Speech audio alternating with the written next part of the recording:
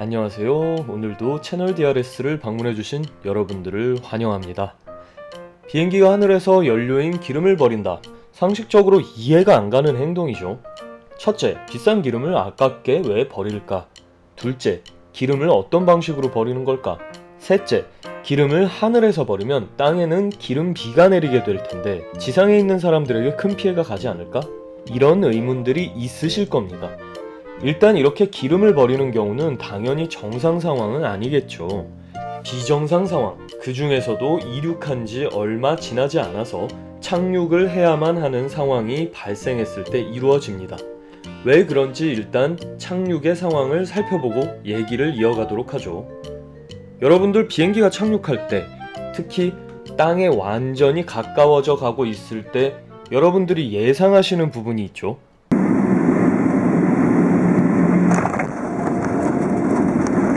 네, 맞습니다. 비행기의 바퀴가 땅에 닿아서 완전히 땅에 내려앉아서 질주를 시작하는 이 임팩트 순간 왠지 모르게 긴장이 되는 느낌이 나잖아요. 일단 쾅 하는 그 충격음이랑 진동이 무시할 수 있을 만한 임팩트가 아니죠. 근데 이 임팩트는 실제로 비행기에 오는 충격이 맞습니다. 충격을 흡수할 장치가 되어 있겠지만 충격 자체가 없는 건 아닌 것이죠. 자, 이 충격이란 것은 사실 무게와 밀접한 관계가 있습니다. 예를 들어 비행기가 풍선이라고 가정했을 때 가벼운 공기를 넣은 풍선이 여러분의 얼굴을 향해 날아온다 해도 큰 문제는 없겠죠. 충격이 크지 않으니까요. 하지만 풍선이라는 재질에 물 정도의 무게만 넣어도 상황은 달라집니다. 부딪히는 충격에 의해 풍선은 터지게 되죠. 이런 상황 때문에 비행기에 착륙 시 무게는 굉장히 중요한 요소입니다. 제 영상 중에 비행기의 무게를 다룬 컨텐츠에서 말씀드렸던 MTOW, Maximum Takeoff Weight, 즉 최대 이륙 중량을 알려드렸었죠. 이와 같은 개념으로 MLW라는 개념도 역시 존재합니다. 이 Maximum Landing Weight, 최대 착륙 중량은 특히 기체에 가해지는 충격과 밀접한 관련이 있습니다. 물론 이 MLW를 초과한다고 해서 비행기가 풍선처럼 터져나가는 것은 아닙니다만 비상시에 MLW를 넘은 상태로 착륙을 했다면 비행기의 각 부분의 파손이나 이상 유무를 확인하기 위해 한동안 그 비행기는 비행을 하지 않는다고 합니다. 따라서 비행기는 착륙을 하기 위해 무게를 MLW까지 맞출 필요가 생기는 거죠. 기체의 파손을 막기 위해 승객의 안전을 보장하기 위한 겁니다. 우리가 종종 들어봤던 비상착륙 중 동체착륙, 이런 경우에는 그나마 충격을 더 줄이고 화재를 막기 위해 정말 최소한의 연료를 제외하고는 모두 버려버린다고 합니다.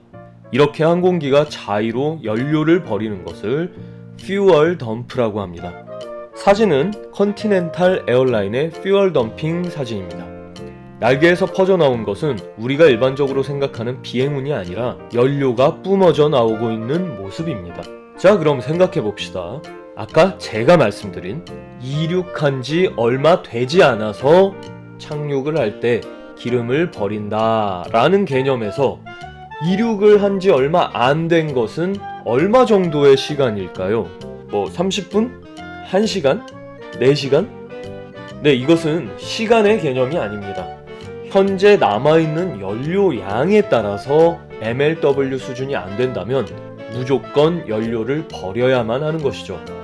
그래서 기내 난동에 관한 이야기를 해봤던 영상에서 해양이 결정되면 그 손해배상액이 크고 연료에 대한 비용이 있다고 말씀드린 것이 이제 이해가 가시죠. 그럼 비행기에 연료를 분출하는 부분을 자세히 한번 보죠. 사진은 에어버스 340-600의 퓨얼 덤핑입니다. 연료는 저렇게 날개의 끝쪽, 정확히는 엔진과 먼 부분에 퓨얼 덤프 노즐을 달아서 분사하는 방식입니다. 즉, 따로 연료를 빼버릴 수 있는 시스템을 탑재하고 있는 것이며 연료를 분당 2톤 정도씩 방출할 수 있다고 하네요. 자, 그럼 이번엔 비행기가 과연 기름을 하늘에서 뿌려도 되는 것인가에 대해 살펴보죠. 한국도 공항 근처에 있는 생활단지들이 많죠.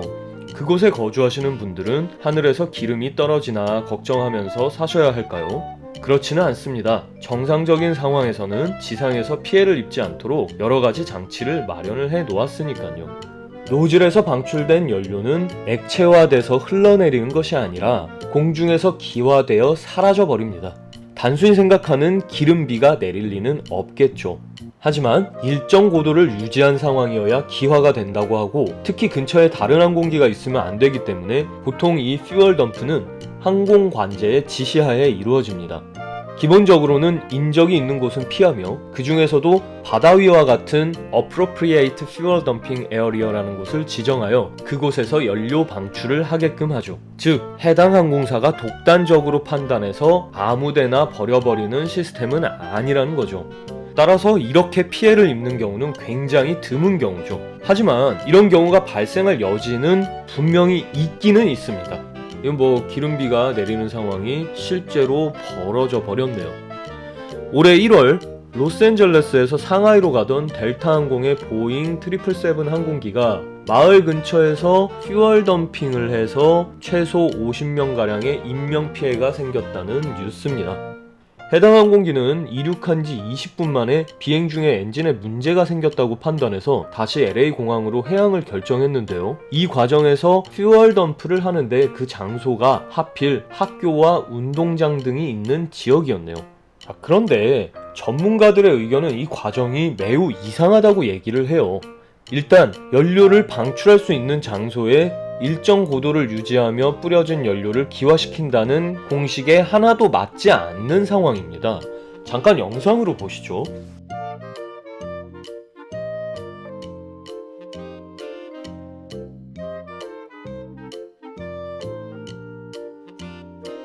보시다시피 마을에서 비행기가 기름을 뿌리고 있는 것이 그냥 가까이서 육안으로 보일 정도의 고도죠.